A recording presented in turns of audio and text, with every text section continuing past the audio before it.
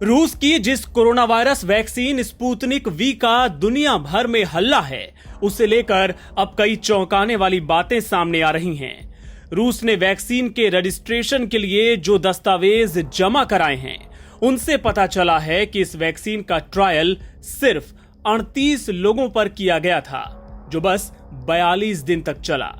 इसमें भी तीसरे चरण के ट्रायल के बारे में कोई जानकारी नहीं दी गई है।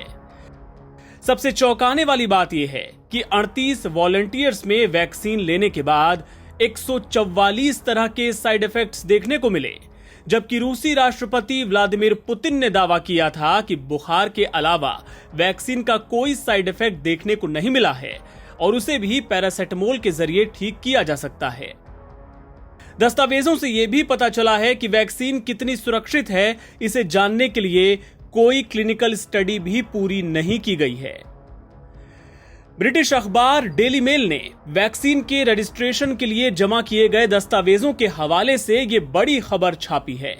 इसके मुताबिक 38 वॉलंटियर्स में 144 तरह के साइड इफेक्ट देखने को मिले। इन साइड इफेक्ट्स में बुखार, शरीर में दर्द, इंजेक्शन वाली जगह पर खुजली और सूजन शामिल हैं। साथ ही वीकनेस, भूख न लगना, सिरदर्द, डायरिया, गले में सूजन और नाक का बहना जैसे साइड इफेक्ट्स भी वॉलंटियर्स में देखने को मिले। खबर के मुताबिक ट्रायल के आखिरी दिन यानी 42वें दिन भी 38 में से 31 वॉलंटियर्स इन साइड इफेक्ट से जूझ रहे थे। इनमें 27 तरह के साइड इफेक्ट्स ऐसे भी हैं जिन पर बात ही नहीं की गई। यहां आपको बता दें कि पुतिन ने अपनी बेटी को भी वैक्सीन दिए जाने की बात कहते हुए दावा किया था कि उन्हें सिर्फ हल्का बुखार हुआ था, जो बाद में ठीक हो गया था। उन्होंने ये भी कहा था कि वैक्सीन का डोज लेने के बाद शरीर में काफी मात्रा में एंटीबॉडीज बनती हैं, लेकिन दस्तावेजों में कहा गया है कि एंटीबॉडीज औसत स्तर से भी कम बनी। आपको बता दें कि रूस की वैक्सीन पर वर्ल्ड हेल्थ ऑर्गेनाइजेशन शुरू से ही ये कहते हुए सवाल उठा रहा है कि वैक्सीन से जुड़ी जानकारियां साझा नहीं की गई हैं। संगठन को शक है कि रूस ने वैक्सीन बनाने के लिए तय दिशा निर्देशों का पालन नहीं किया है, इसलिए वो जानकारी देने से बच रहा है। रूस ने अब तक वैक्सीन के जितने भी ट्रायल किए हैं, उसका कोई साइंटिफिक डेटा पेश नहीं किया है।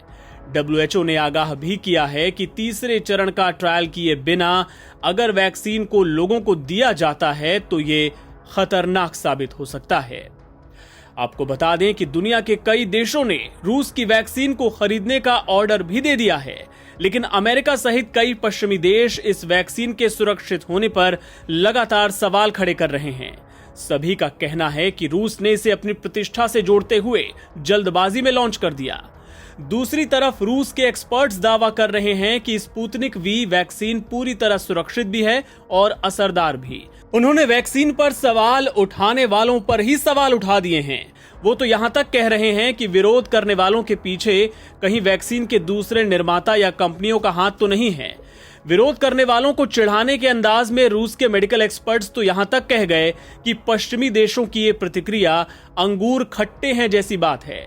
उन्हें बुरा लग रहा है और शर्म आ रही है कि रूस ने कैसे खुद को अमेरिका और यूरोपियन यूनियन से बेहतर साबित कर दिखाया।